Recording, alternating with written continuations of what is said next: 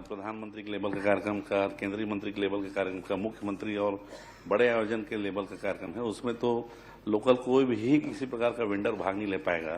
तो उनका अनुरोध था कि ये टेंडर को रद्द करके थोड़ा सा उसको सरलीकृत किया जाए। सरलीकृत करने से जो ये स्थानीय लोगों को उसमें लाभ मिले, ऐसा उनका जब मांग आया तो उनके मांग पे हमने फिर से जो 23 तारीख को जो नया टेंडर किया, उस नई टेंडर को 23 को हमने लिया, जिसमें अनुभव की जो पुराना आवश्यकता 3 वर्ष का था उसको हमने 1 वर्ष किया। टर्नओवर तो वो सेम ही था और बहुत सारे जो टर्म्स एंड कंडीशन थे उसको हमने, जैसे कानूनी इकाई अधिकतम अंक पहले 20 था उसको 10 किए, टर्नओवर 20 को हमने 10 न्यूनतम अंक के हिसाब से किए, अनुभव को हमने 20 को 10 के हिसाब से किए, पूर्ण कार्य प्रदर्शन 20 को 10 के हिसाब से किए, मानव संसाधन उसमें पहले 10 था उसको हमने 6 किया, सकारात्मक नेटवर्क को 10 को हम 6 किए। पहले जो टेंडर था, टेंडर जो कुल अंक 100 में तकनीकी योग्यता के न्यूनतम अंक जो था 90 था, बाद में हमने जो दोबारा जो टेंडर वर्क किया उसमें कुल अंक 100 में तकनीकी योग्यता के लिए न्यूनतम अंक 52 किया। ऐसा दो अलग। माननीय सभापति महोदय, माननीय मंत्री जी ने ये मान रहे हैं वो कि पहले निविदा और दूसरे निविदा में डाउनग्रेड किया गया जितने टर्म्स एंड कंडीशन थे। पहले जैसे 3 साल को 1 साल कर दिया गया, वर्क एक्सपीरियंस को, बैंक गारंटी को 3 महीने से 1 महीने कर दिया गया, वार्षिक टर्नओवर को 5 से 3 कर दिया गया, जो भी उन्होंने माना, अभी डिटेल दिया उन्होंने। तो ये डाउनग्रेड जो किया गया है, ये इसकी तो कोई क्राइटेरिया है ना, क्योंकि ये तो स्काउट गाइड के संविधान के और स्काउट गाइड के परिषद के अनुसार होना चाहिए, उसका जो निर्णय है। तो क्या ये निर्णय स्काउट गाइड परिषद ने लिया था कि ये डाउनग्रेड किया जाए या नहीं? माननीय सभापति महोदय, टेंडर के संबंध में आपको बता दूं, जब 14/11/2025 को Bharat scout guide national headquarter ने जब सहमति दी कि आगामी माह में रायपुर में या जहां छत्तीसगढ़ सरकार चाहे वहां बालोद में उन्होंने अपनी सहमति दी कि नेशनल लेवल का कार्यक्रम होना है। और उसके बाद वो जैसे ही उन्होंने जब चिट्ठी लिखी 14/11/2025 को, 25/11/2025 को तत्काल हमारी जो सरकार है, 25/11 सरकार को हमारी ने उसने 5 करोड़ की राशि हमने भारत स्काउट गाइड को जब जारी किया, तो 26/11/2025 को राज्य सचिव भारत स्काउट गाइड की चिट्ठी आया कि जो छत्तीसगढ़ के नियम से हम करेंगे तो छत्तीसगढ़ के नियम से हम जेम पोर्टल से ही टेंडर कर पाएंगे। ये जेम पोर्टल से हम टेंडर करेंगे। माननीय मंत्री जी, मैं टोक रहा हूं आपको, मेरा सिंपल सा प्रश्न ये है कि निविदा को डाउनग्रेड किया गया, ये तो आपने मान लिया। ये जो डाउनग्रेड करने का जो परमिशन है, क्या स्काउट गाइड ने दिया था आपको, या उनके परिषद ने ये निर्णय लिया था कि डाउनग्रेड करेंगे, या मैं उसी में आ रहा हूँ स्वयं ये निर्णय लिया? मैं उसी में आ रहा हूँ। राज्य सचिव भारत स्काउट गाइड ने चिट्ठी लिखा कि उनके पास जेम पोर्टल की कोई पंजीयन नहीं है, हम ये टेंडर जेम पोर्टल में नहीं कर पाएंगे।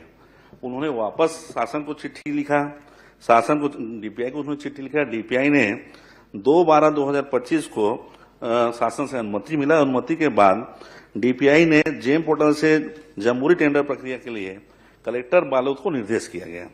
कलेक्टर बालोद ने एक समिति बनाई, अपर कलेक्टर जो वहां के जो सीनियर अपर कलेक्टर के अध्यक्षता में समिति बनी।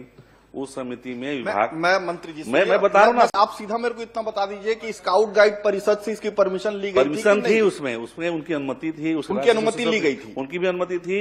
अच्छा। और जो नियुक्त क्रय समिति है, एक चीज और बता दीजिए, आप स्काउट गाइड परिषद की बात की, स्काउट गाइड परिषद का अध्यक्ष उस दिनांक तक कौन था, ये बता दीजिए पहले। उस दिनांक तक जो भारत स्काउट गाइड का जो नियम है, नियम के हिसाब से स्कूल शिक्षा मंत्री ही उसका अध्यक्ष होता है। तो ये स्कूल शिक्षा मंत्री उसका अध्यक्ष होगा, पदेन है?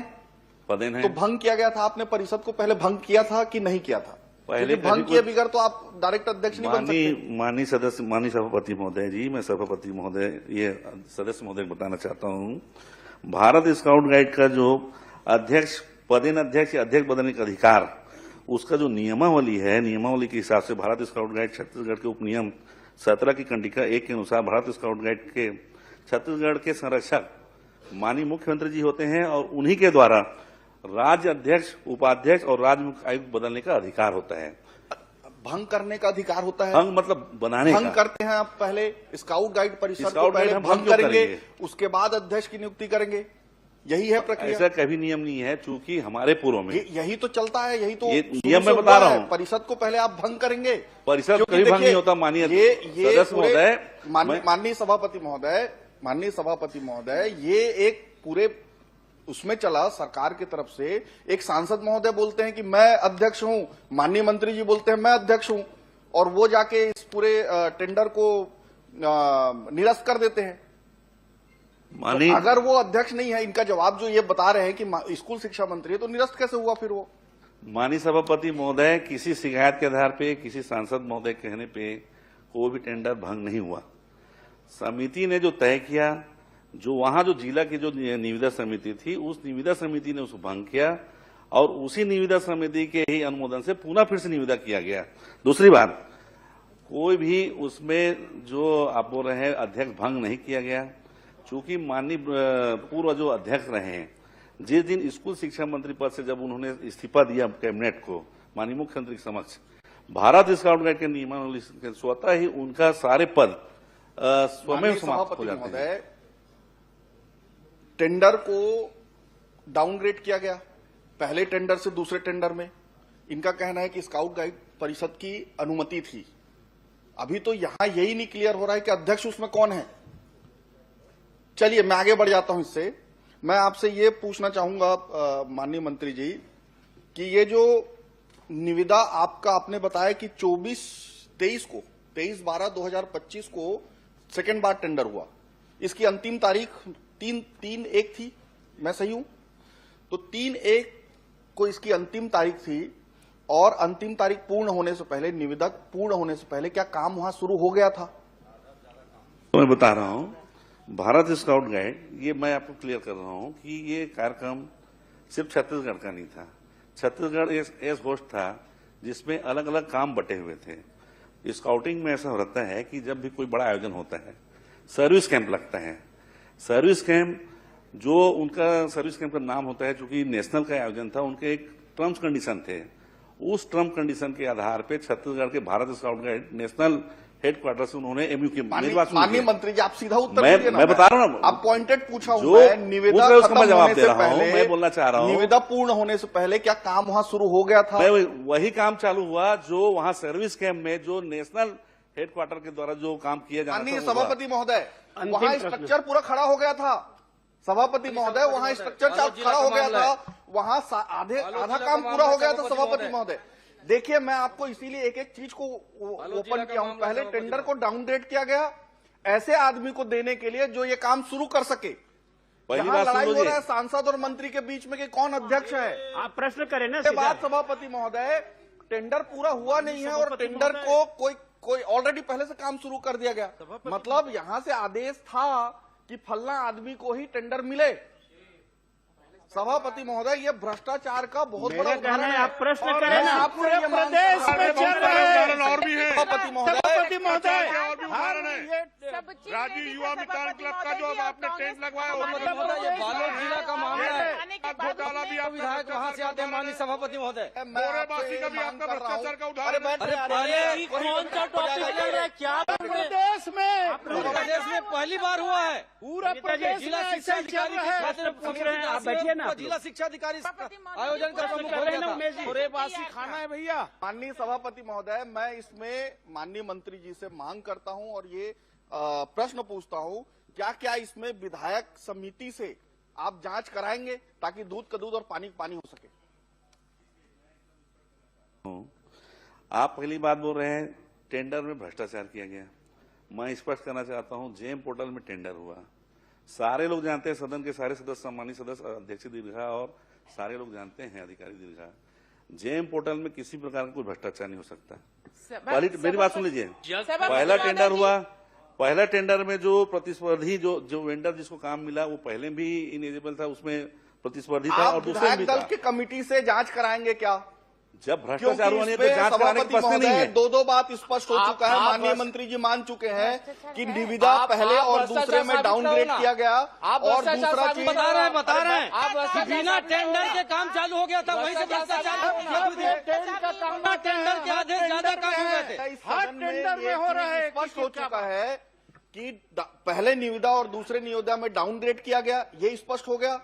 ये स्पष्ट हो गया कि काम निविदा पूर्ण होने से पहले काम शुरू हो गया।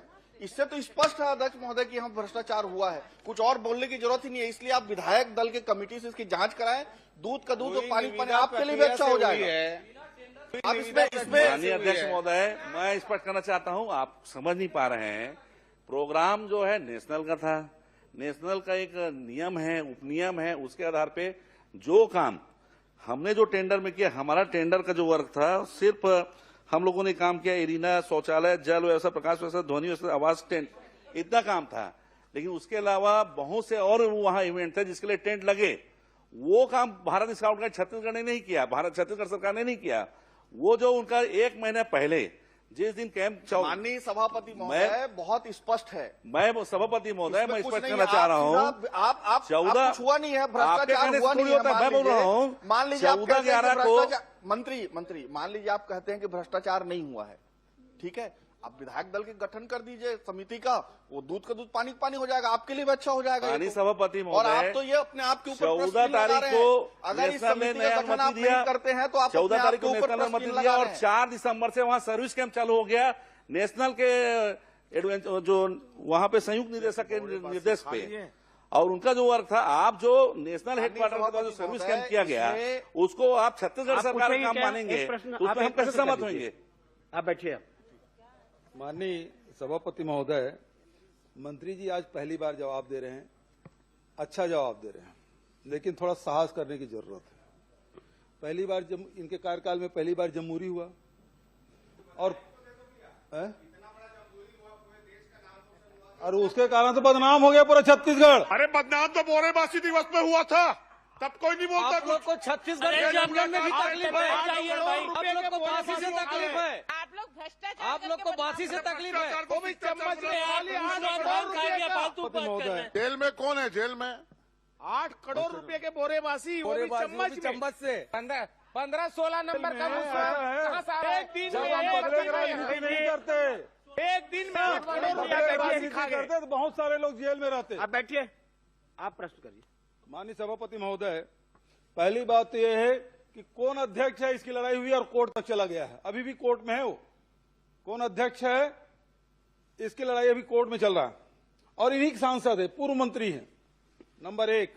नंबर 2, जो माननीय उमेश जी ने जो बात कही कि टेंडर 2 बार लगाया गया, डिग्रेड किया गया, और दूसरी बात यह है कि वो जो जिसको टेंडर दिया गया उसको कैसे मालूम कि उसको मिलने वाला है, वो पहले से कैसे काम कर लिया। और ये इनकी आदत सी हो गई सभापति महोदय। माननीय अरुण साहु जी बैठे हैं, पीडब्ल्यू मिनिस्टर, सुकमा में वैसे ही हुआ, आचार संहिता लगा है, टेंडर नहीं हुआ है, काम शुरू हो गया। महिला बाल विकास में भी ये हुआ। तो ये इनके प्रवृत्ति बन गई सभापति महोदय, इसे रोक लगाना जरूरी है, क्योंकि यदि रोक नहीं लगाएंगे तो फिर कोई नियम प्रक्रिया का कोई मतलब नहीं है। और इसलिए माननीय उमेश जी ने जो बात कही है कि ये सारी प्रक्रिया में गड़बड़ी दिखाई दे रही है। प्रथम दृष्टया दिख रहा है कि आप बिना टेंडर के काम प्रश्न हाँ वही कह रहा हूं, बिना टेंडर के काम शुरू किया गया और उसी व्यक्ति को मिला है, तो इससे स्पष्ट हो रहा है कि वो भ्रष्ट मिली भगत से हुआ है, उसको काम मिला है। तो मंत्री जी से जो उमेश जी ने जो बात कही है कि क्या इसको सदन की समिति से जांच कराएंगे, क्या उच्च इस तरह किसी समिति से जांच कराएंगे, इसकी घोषणा करेंगे क्या? माननीय सभापति महोदय, पहली बात मैं स्पष्ट करना चाह रहा हूं, कहीं भी अध्यक्ष पद में कोई विवाद नहीं था। यहाँ के लोगों के मन में कोई बात थी, वहां के नेशनल हेडक्वार्टर से जब राष्ट्रीय अध्यक्ष आए तो उन्होंने सबके बीच में सार्वजनिक रूप से कहा जो पदेन अध्यक्ष स्कूल शिक्षा मंत्री ही होंगे, पहला बात। दूसरी बात, जेम पोर्टल में टेंडर हुआ, जेम पोर्टल जब खुला नहीं, कैसे हम बता सकते हैं ठेकेदार है करके? कहीं भी जो आप जिस काम को मूल्यांकन कर रहे हैं वो काम नेशनल ठेकेदार बिना ठेकेदार के निर्माण कैसे शुरू हो गया? नेशनल हेडक्वार्टर का जो पार्ट था उसने अपना काम किया, चूंकि उसके कुछ दिन पहले ही नेशनल जमहूरी वो लखनऊ में हुआ, लखनऊ का उनका सिस्टम सीधा छत्तीसगढ़ आया और 4 दिसंबर से हमारे सर्विस कैंप चालू हुआ। नेशनल के संयुक्त निदेशक के नेतृत्व में 480 सर्विस रो रेंजर वहां पे आए। स्काउटिंग में ऐसे सिस्टम है कि पूरा काम गवर्नमेंट नहीं करती, बहुत से काम सर्विस रो रेंजर करते हैं। वो आए, मैपिंग किए, छोलदारी, इपिक टेंट और बहुत सारी जो व्यवस्थाएं हैं, ये पूरा काम Bharat scout guide national headquarter के हिसाब से उनके लोगों के द्वारा किया गया। हमारा काम था जो मेन मंच में एरिना, माननीय मुख्यमंत्री जाएंगे, अतिथि जाएंगे, उनका जो डोम और तमाम प्रकार की व्यवस्था, उनको भोजन देने का काम, ये हमारा काम था, जो 9 तारीख के बाद चालू होता है। 5 दिन में आप जानते हैं कि यहाँ बड़े बड़े आयोजन होते हैं, आप भी जानते हैं कैसे आप कार्यक्रम, आपके यहाँ भी कार्यक्रम हुए, आप अपने समय में काम कर रहे हैं, लोग 3 दिन में डोम खड़ा कर देते हैं। आप किसी प्रकार का आरोप न लगाएं, जेम पोर्टल में कहीं भ्रष्टाचार की बात ही नहीं है, आपको उठाना है तो आप उठा सकते हैं। श्री डोमालाल कोरसेवाड़ा पूछ ले, उसके बाद श्री डोमालाल कोरसेवाड़ा। माननीय सभापति महोदय, बार बार देखिए, आप बार बार जो प्रश्न कर रहे हैं, मंत्री जी का जवाब वही आ रहा है, इसमें क्या करें, आगे बढ़ना पड़ेगा। श्री डोमालाल सभापति महोदय, माननीय सभापति महोदय, भ्रष्टाचार ऐसे ही आ रहा है।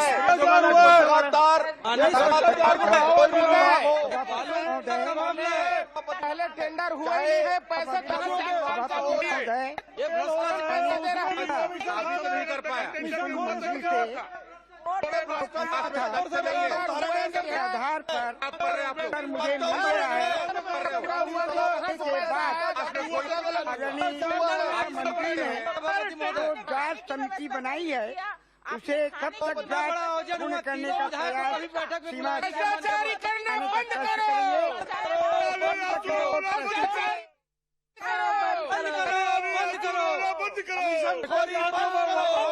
सरकार ये वाले तरफ सदन में इस तरह हो गया, उसके बाद भी मंत्री जी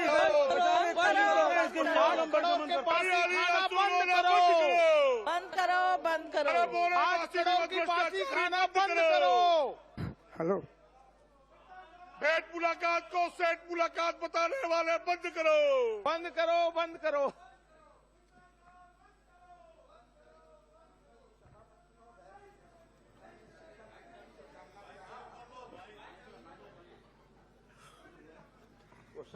समग्र शिक्षा के अंतर्गत व्यावसायिक शिक्षा के लिए जो संचालन हेतु राशि आवंटित की गई है, उस राशि का दुरुपयोग हुआ है, ऐसा शिकायत मिली है।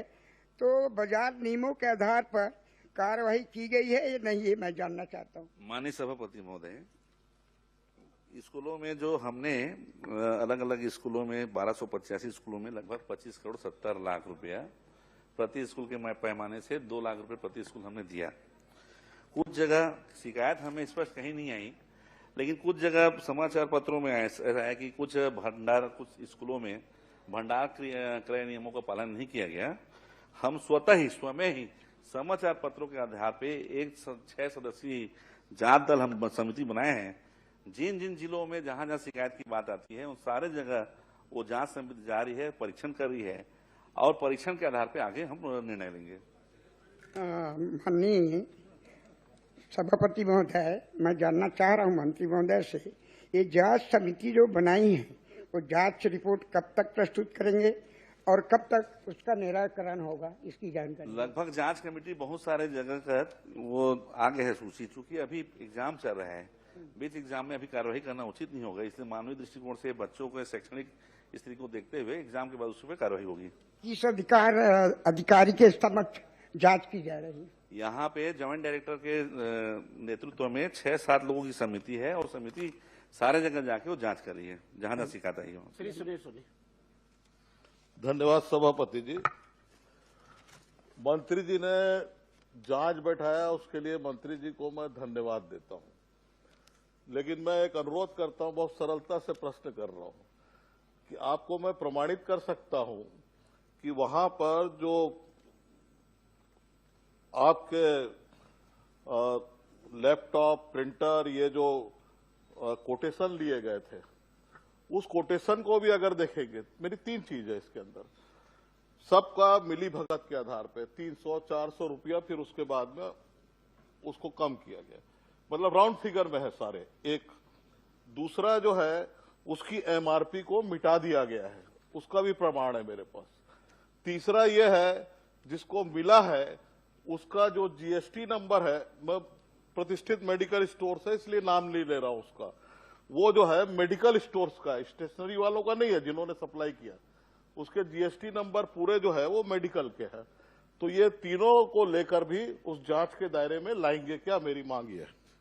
माननीय सभापति महोदय, मैं बहुत स्पष्ट करना चाह रहा हूं, जहां जहां शिकायत आई है, रायपुर, दुर्ग, बलौदा बाजार या जिस जगह पे आई है, वहां पे शिकायत, अभी तक शिकायत हमको डायरेक्ट नहीं मिला, शिकायत समाचार पत्रों के आधार पर मिला, और समाचार पत्रों के आधार पर ही हमने जांच समिति बनाया है, और माननीय सदस्य बोल रहे हैं तो बिल्कुल उसमें जांच करेंगे। और डॉक्टर चरणदास महंत।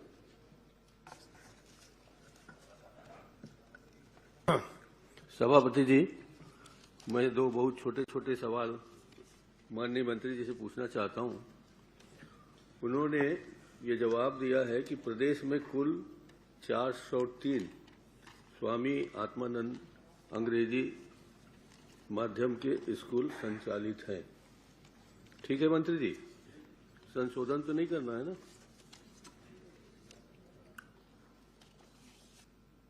जबकि मुख्यमंत्री जी ने दिसंबर 2024 के प्रश्न क्रमांक 311 में लिखित उत्तर में ये कहा है कि कुल 751 आत्मानंद स्कूल चल रहे हैं। तो मुझे पहले बता दीजिए कि आपका दिया हुआ आंकड़ा सही है कि मुख्यमंत्री जी का आंकड़ा दिया हुआ सही है? माननीय सभापति महोदय, दोनों आंकड़ा सही है। अंग्रेजी के विद्यालय 403 अंग्रेजी माध्यम है और 348 हिंदी माध्यम है। कुल मिला के 751 स्वामी आत्मानंद उत्कृष्ट विद्यालय भी संचालित है। ये बता दीजिए कि प्री प्राइमरी स्कूल की कक्षाएं कितने स्कूलों में चल रही है और कितने में बंद? अभी टोटल हम 54 स्कूलों में 54 स्कूल में प्री प्राइमरी स्कूल अभी चल रहा है। ये अंग्रेजी की हिंदी है? ये अंग्रेजी में ही है। अच्छा, आप लोग क्या प्री प्राइमरी स्कूल के जो लगे हुए शिक्षक हैं उनको अलग करने जा रहे हैं, निकालने वाले हैं? अभी फिलहाल तक तो निकालने के लिए कोई ऐसा आदेश निर्देश नहीं दिया गया है, लेकिन चूंकि ये जो प्रदेश में टोटल हमारा 38,333 स्कूलों में मात्र 54 स्कूल ऐसे हैं जहां प्री प्राइमरी और KG1 KG2 क्लासेस चल रही है। और हम लोग चूंकि वो पूर्व में आपके गवर्नमेंट में उस जारी हुआ था, लेकिन विधि उसको फाइनेंस डिपार्टमेंट से पर्टिकुलर उनको अनुमति नहीं मिल पाया। स्थानीय व्यवस्था से वो स्कूल संचालन करने की बात कही गई थी, और जिन जिन स्कूलों में व्यवस्था है वहां तो चल रही है, और जहां नहीं व्यवस्था हो पा रही है उन स्थानों पे अभी ये स्कूल को जब नया सत्र आएगा, जो बच्चे एक बार एडमिशन हो गए वो तो चलेंगे, लेकिन नया सत्र आने के बाद जैसे बाकी आत्मानंद स्कूल चलते हैं वैसे ही ये भी स्कूल संचालित होंगे। मंत्री जी जरा बताने कष्ट करेंगे कि प्री प्राइमरी के शिक्षकों को, मेरी जानकारी में तो आया है कि बिलासपुर के 18 और बेमेतरा के 4, इसी तरह से और भी कई स्थान हैं जहां के शिक्षकों को आपने निकाल दिया है। तो उसका आधार क्या है शिक्षकों को निकालने का या उनकी नौकरी समाप्त करने का? आदरणीय सभापति महोदय, जो टोटल आत्मानंद स्कूल हैं, वो आत्मानंद स्कूल जो प्री प्राइमरी जो स्कूल हैं वो सबको स्थानीय कलेक्टर के माध्यम से वो डीएमएफ की राशि या अन्यत्र उनके जो सोर्स हैं रिसोर्सेज के आधार पर चलाने के लिए मौखिक रूप से कहा गया था। पैसे का दिक्कत जहां डीएमएफ का भी नियम बदल गया है, जहां नियम बदल गया है तो वहां ऐसा बोला जा रहा है कि अभी जो बच्चे आ गए हैं उनको कंप्लीट करने दीजिए, पढ़ाई कंप्लीट कर दीजिए, नए बच्चों का आप एडमिशन न ले और उनको जैसे बाकी आत्मानंद स्कूल चलते हैं उसी पैटर्न में चलने दें। अच्छा, आपकी सरकार ने बाल वार्ड का स्कूल खोलने का निर्णय लिया है ना? बाल वार्ड का स्कूल खोलने का निर्णय आपकी सरकार ने ले लिया है ना कि विचाराधीन है? ये जो बालवाड़ी है, चूंकि अभी नई शिक्षा नीति है उस पे अभी चलेगा बालवाड़ी। लगभग 11,000 बालवाड़ी खोलने का प्लान हमारी सरकार का भी तय है। नहीं, मैं बालवाड़ी नहीं पूछ रहा हूँ, बाल वाटिका। वही मैं भी तो वही बोलूं, बाल वाटिका बालवाड़ी एक ही है। अच्छा, तो इस बाल वाटिका के आपके शुरू हो जाने के बाद क्या इनको आत्मानंद स्कूलों से संचालित कराएंगे, उन्हीं के अंदर रहेगा कि आपने अलग से बाल वाटिका चलाने? भाई, स्कूल संचालन सिर्फ आत्मानंद ही स्कूल नहीं है, आत्मानंद के अलावा अतिरिक्त हमारे पास लगभग 38,000 और स्कूल हैं तो हम तो सभी स्कूल में चले उसी चिंता करेंगे जिसको हम प्रतिनियुक्ति में लेते हैं। रहा सवाल जो कहीं कोई काम कर रहे हैं प्रभारी प्रिंसिपल, और अभी हमने बहुत बड़ी संख्या में प्रिंसिपल प्रमोशन किए हैं, तो प्रिंसिपल जब प्रमोशन है तो वो सारे स्कूलों में वो गए हैं। तो आपकी जो दिक्कत है मैं अलग से दिखा दूंगा, आप बताएंगे। श्री विक्रम उसेंडी।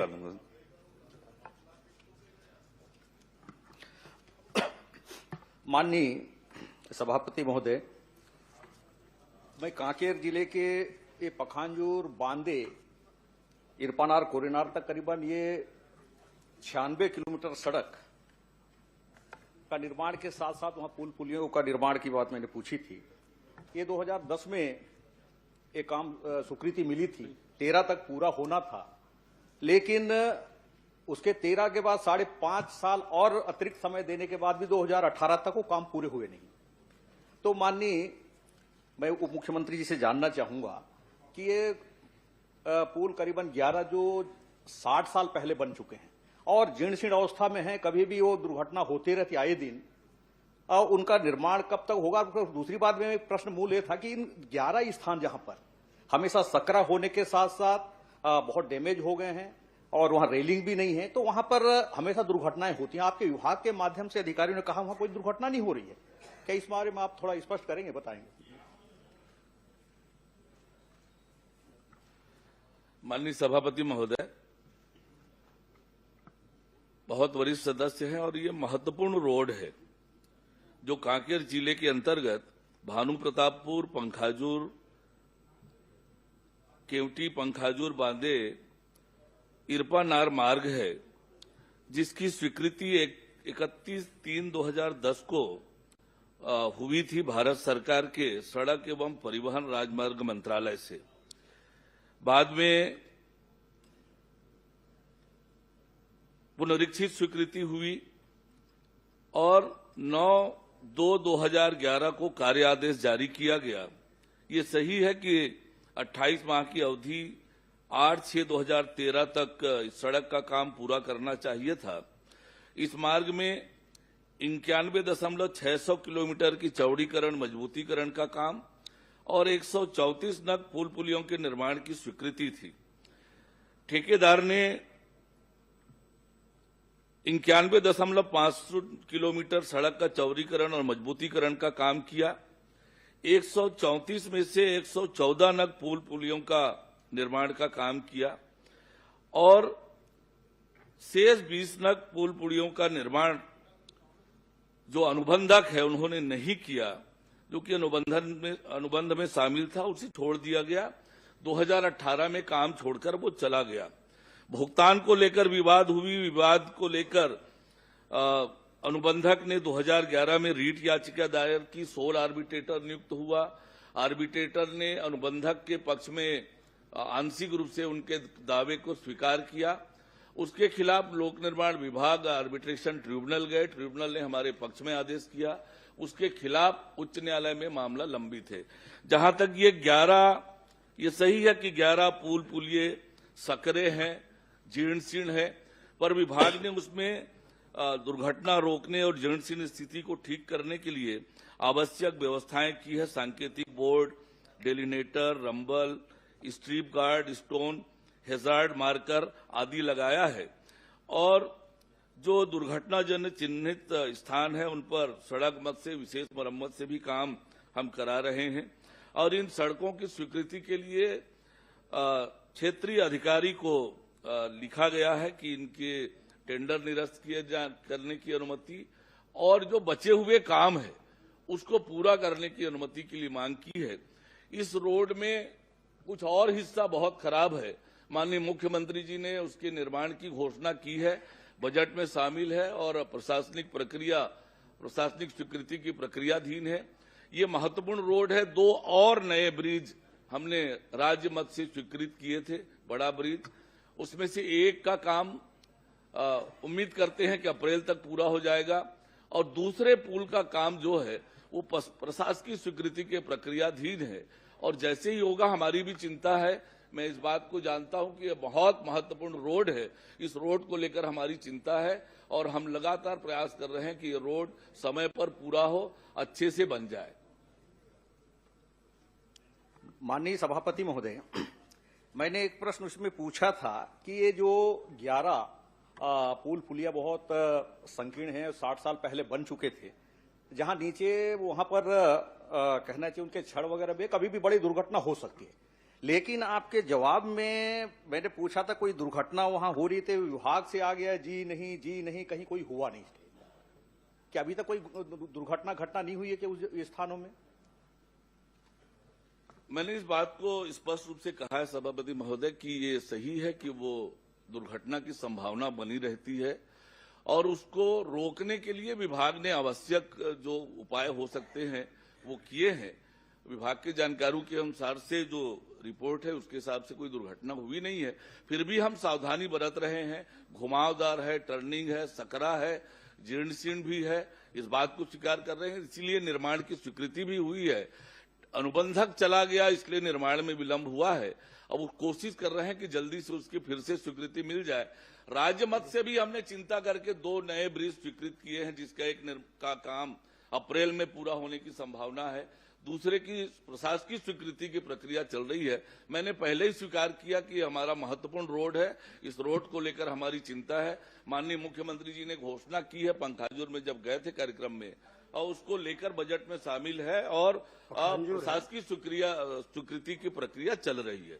माननीय सभापति महोदय, चूंकि मैंने ये जानकारी मैं देना चाहूंगा, चूंकि मैं चाहूं तो पूरी एक घटनाएं जो हुई हैं लगातार वहां पर आपके 77/2 PV 39 माने परलकोट विलेज 39 जो सड़क है वहां पर 5 घटनाएं हो चुकी हैं। 39 में एक पुलिया नगर पंचायत लेखापाल मोटरसाइकिल से नीचे गिर गए 20 नवंबर 2017। एक छोटा हाथी वाहन 30 अप्रैल 25 को एक्सीडेंट हुआ। एक पिकअप वाहन गिरा, वाहन चालक परिचालक बाल बच्चे 11 नवंबर 25। एक ट्रक चालक गिर गया उनके बेटी के साथ 18 दिसंबर 25। एक स्कॉर्पियो वाहन बुरी तरह क्षतिग्रस्त हो गया 29 अप्रैल 25। एक इस प्रकार से लगातार 5 घटना वहां पर हुई।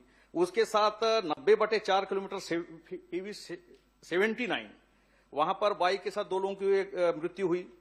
और उसके साथ साथ 2 लोग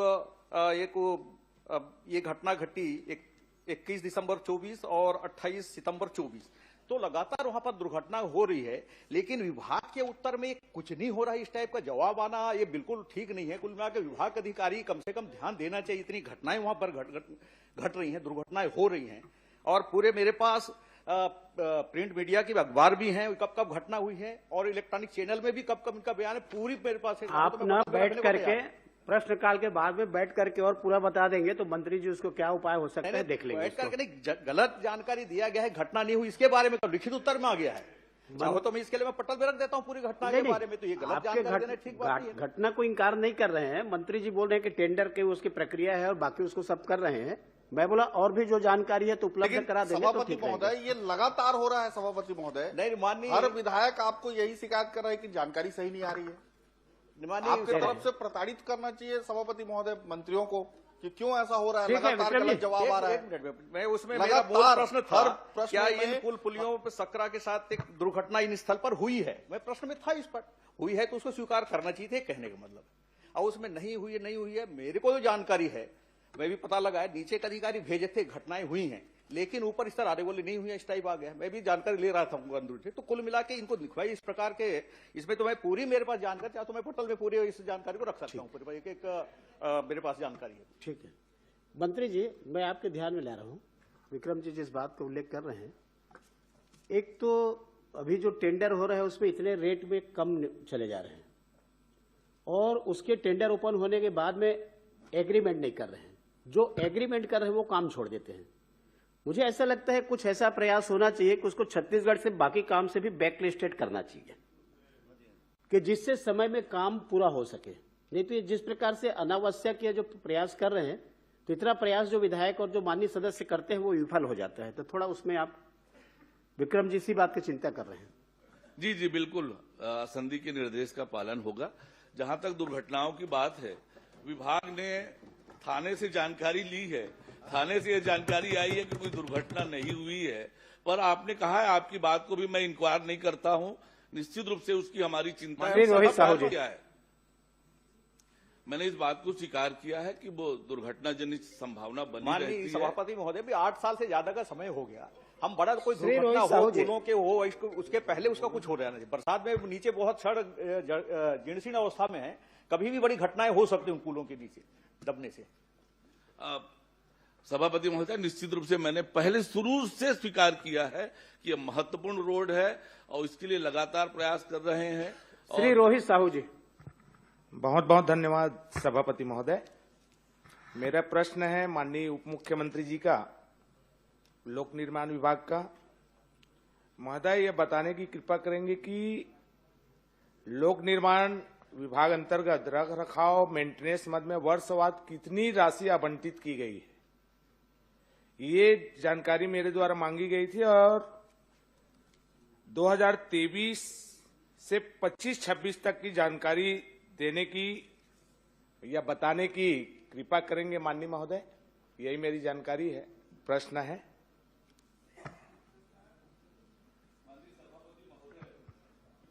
माननीय सभापति महोदय, बहुत विस्तार से एक एक कामों की जानकारी दी है।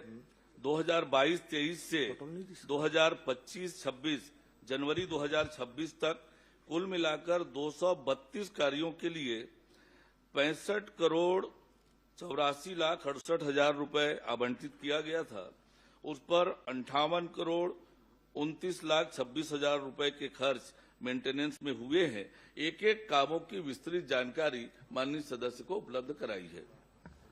जी माननीय महोदय, मैं बहुत धन्यवाद देता हूं। पूरी जानकारी तो आया है मेरे पास, लेकिन मेरी एक विशेष धन्यवाद भी देना चाहूंगा माननीय उप मुख्यमंत्री जी को, सभापति महोदय, जिसके माध्यम से हमारी छत्तीसगढ़ में माननीय विष्णुदेव जी की सरकार में, सुशासन की सरकार में आज इतनी बड़ी बड़ी स्वीकृति राजिम विधानसभा क्षेत्र को मिला है। मैं आज इस सदन के माध्यम से मैं धन्यवाद दूंगा माननीय उप मुख्यमंत्री जी को। राजिम फिंगेश्वर महासमुंद मार्ग, जो बहुत पुरानी मांगे थी, राजिम छुरा महासमुंद, इतनी 145 करोड़ की 146 करोड़ की स्वीकृति 2500 साल के इंतजार के बाद आज पूरा हो रहा है। आज इस सदन के माध्यम से मैं धन्यवाद दूंगा। बहुत सारी रोड की जो श्री राजेश मूलत जी। और माननीय महोदय, मैं माननीय उप मुख्यमंत्री जी से और आग्रह करूंगा, ये मेंटेनेंस कार्य में 30 वर्ष पुराने बहुत बिल्डिंग भी बनी हुई है, जिसमें हमारे जिले के बड़े बड़े वहां के कलेक्टर, एसपी या बहुत बड़े अधिकारी, वहां छोटे अधिकारी भी रहते हैं, बड़े अधिकारी भी रहते हैं, जो जर्जर की स्थिति में है वहां की भवन, जिनकी मेंटेनेंस की मैं जानकारी मांगा था। इसमें मैं कहूंगा कि माननीय उप मुख्यमंत्री जी हर साल करोड़ों रुपए हमारी विभाग से या सरकार के माध्यम से प्रश्न जीर्णोद्धार के लिए जाते हैं। तो मैं माननीय उप मुख्यमंत्री जी से निवेदन करूंगा कि वहां की एक नया बिल्डिंग हो जाए, जिला मुख्यालय है, मेंटेनेंस में ही खर्चा होता है हर साल, तो उसके लिए भी विशेष आग्रह है कि इसकी बिल्डिंग की व्यवस्था हो जाए। मंत्री जी। माननीय सदस्य ने जो पूछा है, स्वीकार किया है कि लगातार बड़े बड़े रोड के काम स्वीकृत हुए हैं और उन्होंने जो कहा है निश्चित रूप से उसका परीक्षण कराएंगे। श्री राजेश मूलत जी। बहुत बहुत धन्यवाद माननीय। श्री शकुंतला सिंह पोर्ते। श्रीमती शकुंतला सिंह पोर्ते। सभापति महोदय, मैं वाणिज्य एवं उद्योग मंत्री महोदय से पूछना चाहती हूं कि प्रतापपुर विधानसभा क्षेत्र के अंतर्गत अवैध शराब निर्माण एवं देशी विदेशी मदिरा शराब में मिलावट की कितनी शिकायतें प्राप्त हुई हैं?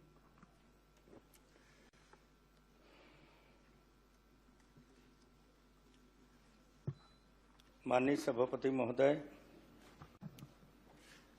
प्रतापपुर विधानसभा में देखो, आप लोग बोलते हो कि मंत्री जी नहीं बोल देते हैं, जवाब नहीं देते हैं। मंत्री जी ने स्वीकार किया है, जी हाँ। आप धन्यवाद दीजिए उनको। माननीय सभापति महोदय, आबकारी विभाग में प्रतापपुर विधानसभा में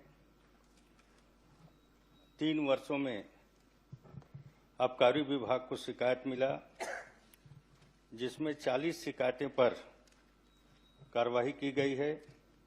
साथ ही साथ पुलिस विभाग को 197 शिकायत मिला।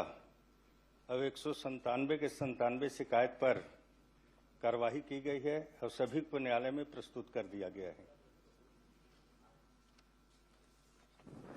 माननीय मंत्री महोदय जी, 197 शिकायतें प्राप्त होना ये बहुत चिंता का विषय है और इसे रोकने के लिए आपके तरफ से क्या क्या तैयारियां की गई हैं जिससे अवैध शराब और मिलावटी शराब पे रोक के लिए कदम उठाए जा सके? मिलावटी शराब का भी शिकायत आया था माननीय सभापति महोदय, और जो प्लेसमेंट कर्मचारी हैं जिनको दोषी पाया गया सभी के सभी को जेल दाखिल कर दिया गया है और उनको नौकरी से बर्खास्त भी कर दिया गया और सभी को जेल दाखिल कर दिया गया है।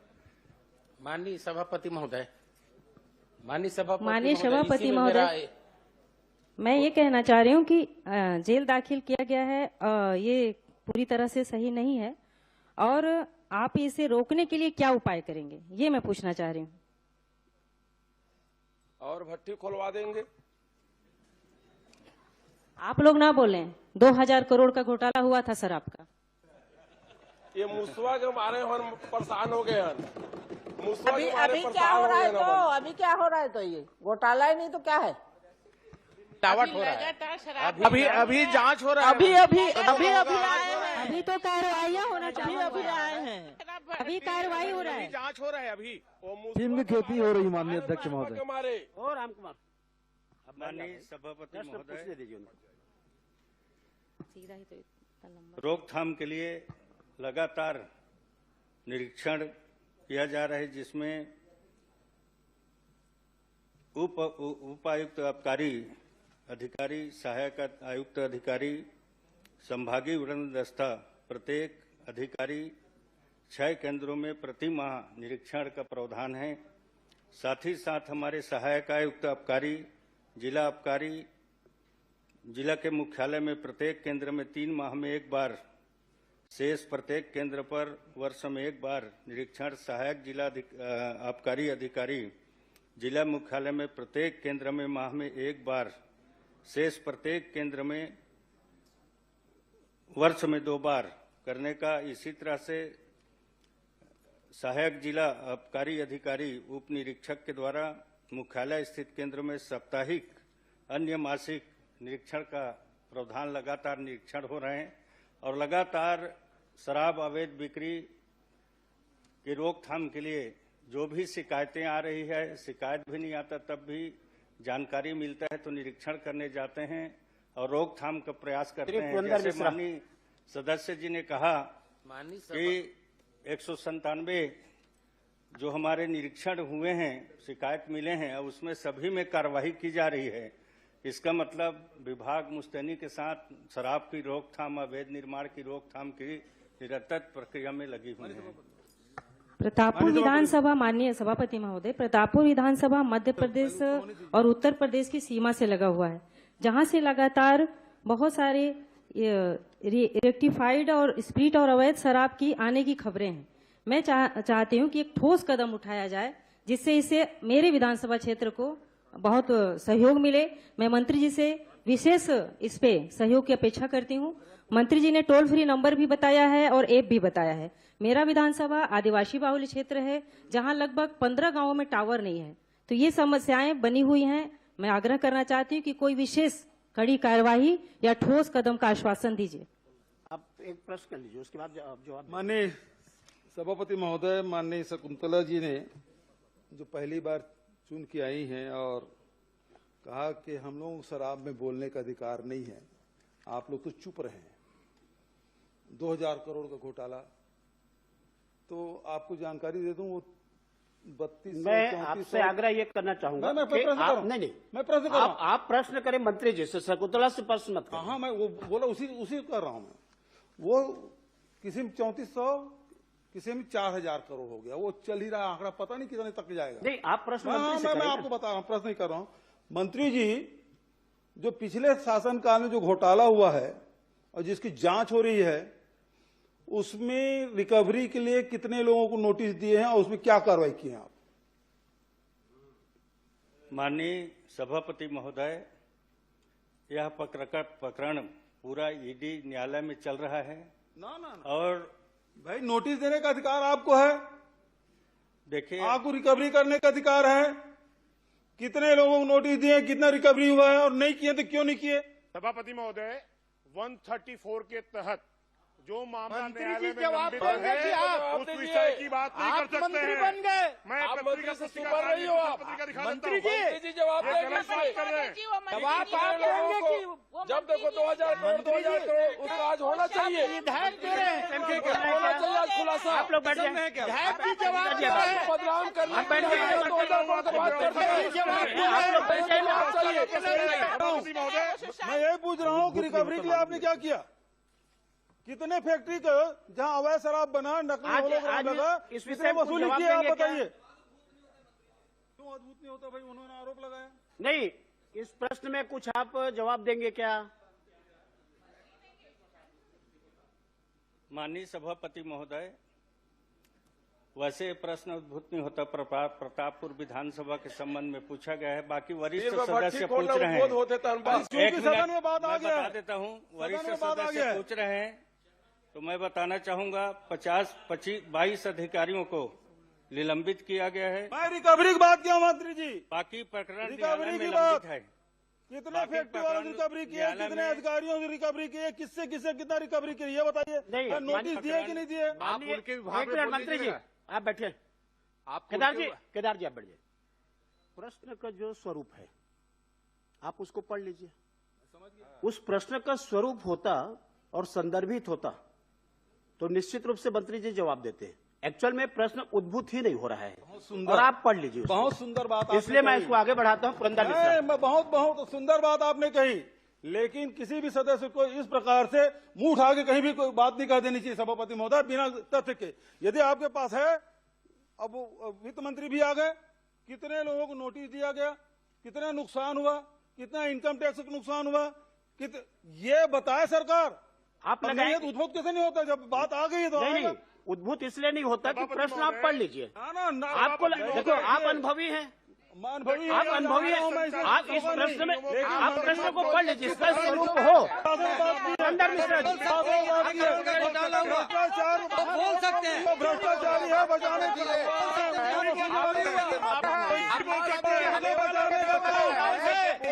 केवल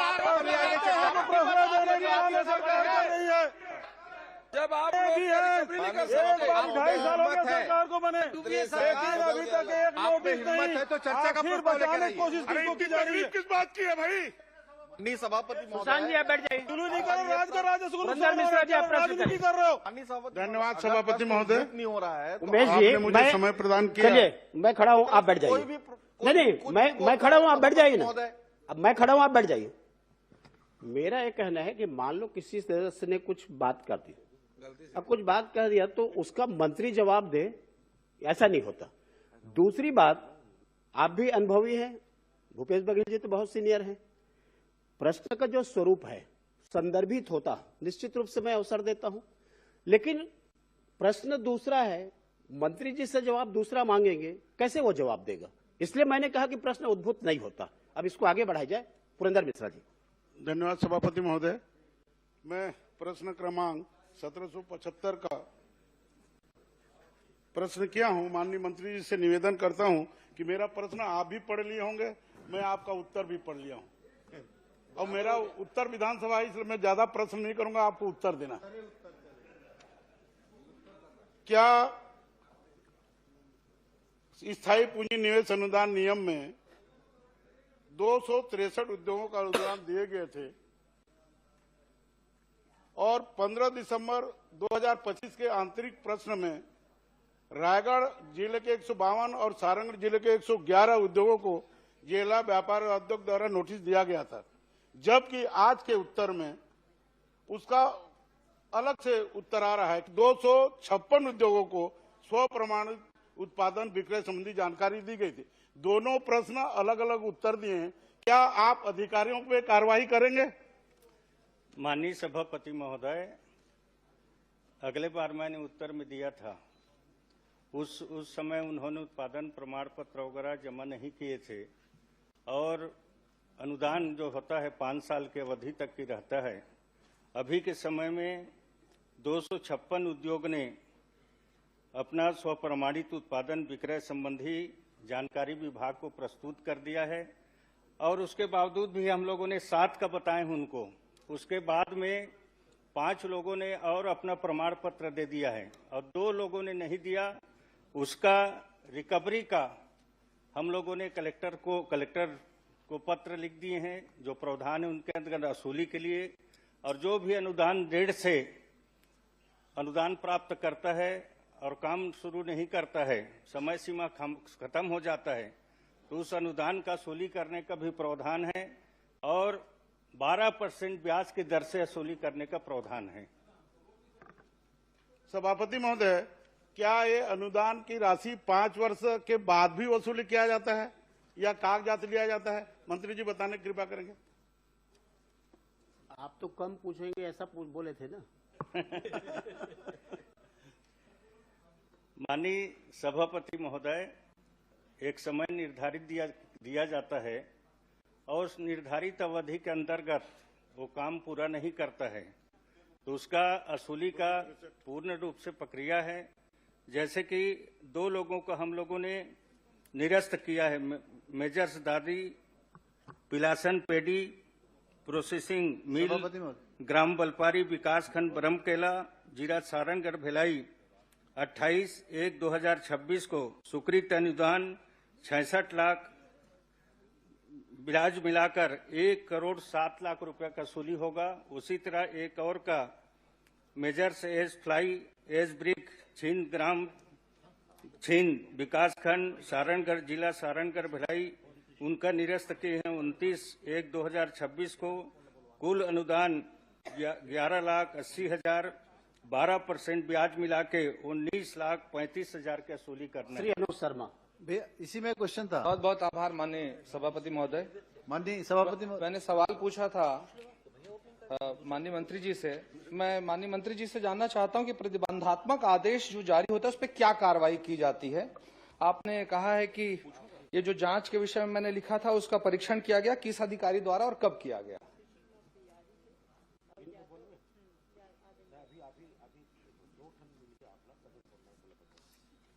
माननीय सभापति महोदय, जो माननीय सदस्य 3 महीने के अंतराल में जांच की पूछ रहे हैं, उसमें 23 प्रकरण दर्ज किए गए हैं। बहुत ज्यादा जांच हम लोगों ने किया है और जो अधिकारी के नाम पूछ रहे हैं, मैं अधिकारी को भी का नाम बताना चाहता हूं कि हमारे माननीय सभापति महोदय, मैंने पूछा कि प्रतिबंधात्मक कार्रवाई में जब आदेश जारी होता तो क्या कार्रवाई करते हैं और बाद में जब कंप्लायंसेस पूरे कर दिए गए तो फिर किसने जांच की? बस मैंने 2 लाइन का पॉइंटेड क्वेश्चन है मेरा। माननीय सभापति महोदय, जो प्रतिबंधात्मक आदेश जारी करते हैं तो हमारा औद्योगिक सुरक्षा स्वास्थ्य के अधिकारी रहते हैं। श्रम विभाग के अलग अलग कानून में धारा में अलग अलग जांच अधिकारी जाते हैं, गलत पाया जाता है तो प्रतिबंधात्मक आदेश जारी करते हैं और फिर उनके द्वारा जवाब दिया जाता है और उसको संतुष्ट हो जाता है विभाग तो प्रतिबंधक जो धारा रहता है उसको हटा दिया जाता है और निश्चित तौर पर निरंतर रूप से जांच हो रही है। माननीय सभापति महोदय, टोटल 71 शिकायतें थी। 3 दिन के अंदर सारी चीजें दूर हो गई, 3 दिन के अंदर। और प्रतिबंधात्मक आदेश में लिखा है कि पल्वराइज्ड कोल इंजेक्शन संयंत्र पर किए जा रहे कार्य को तत्काल प्रभाव से आगामी आदेश तक रोकने का निर्देश देता हूं। 1 सेकंड के लिए भी नहीं रोका गया माननीय सभापति महोदय। इसके बाद मैं जब माननीय मंत्री जी से सवाल पूछता हूं तो मंत्री जी कहते हैं कि आप लिख कर दे दीजिए, उस समय हो रहा है, मैं इसीलिए बोल रहा हूं, लिख कर दे दीजिए, जांच करा देंगे। ये 2025 का चिट्ठी लिखा हुआ, आज तक इसका जवाब आपके विभाग ने नहीं दिया। माननीय मंत्री जी, आप तो कह देते हैं आपके अधिकारी मुझे कोई जवाब नहीं देते हैं। ये डबल इंजन है। आप क्या मेरी मौजूदगी में जांच कराएंगे? बस इतना बस चाहता हूं। माननीय सभापति महोदय, वहां के शिकायत में निश्चित तौर पर जांच हुआ है। पहले बाबूलाल, क्या आप हम लोगों की जनप्रतिनिधियों की उपस्थिति में आप जांच कराएंगे? समय कम है माननीय मंत्री जी। ऐसा जांच कराने का प्रावधान नहीं है कि किसी जनप्रतिनिधि को हम लेकर जांच अधिकारियों के साथ में जाएं। हम ऐसा इंजन में कैसे जांच होगा? कैसे नहीं? डबल इंजन में जांच जनप्रतिनिधि है, डब्बा बदले जाके डब्बा बदलेगा। हमें बहुत सारे ऐसे उदाहरण मिलेंगे, लेकिन अब मंत्री जी तो ऐसा ना कलेक्टर को भी आदेश नहीं दे सकते कि काम करने का। जहाज बंद करो, पत्रों का पटल पर रखा जाना। हो गए। श्री श्याम बिहारी जायसवाल जी। माननीय सभापति महोदय।